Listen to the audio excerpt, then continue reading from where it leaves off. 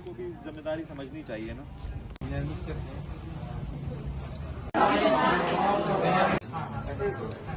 वो अभी जैसे बैंक को दे देंगे, बैंक को जमा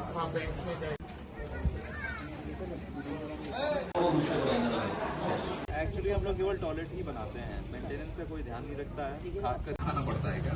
नहीं, कभी कभी डिवॉर्मिंग के बाद ही देते हैं। लोगों को बताइए इसके अंदर में बहुत खाना होगा।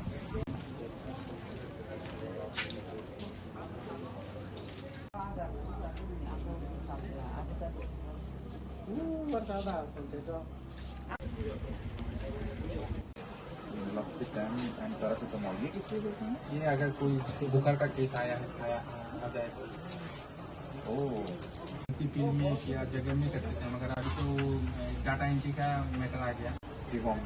तो ये कितना देते हैं हम लोग अगर किसी को देना हुआ तो? वो तो 3 kg में 1 ml। 1 ml ना? ये छोटा बच्चा जो है तो उसको पब्लिक कैसे लेके जाती है यहाँ से? वो बोतल 10 किलो का। क्या बीमारी है सर? आपको वो लेबर डिपार्टमेंट से वाइज वो डाटा नहीं है, वो डिस्ट्रिक्ट वाइज डाटा। आज कितने लोग आए आपके पास? आज तो नहीं, रजिस्ट्रेशन नहीं हुआ, लेकिन वो लिफलेट दिया है।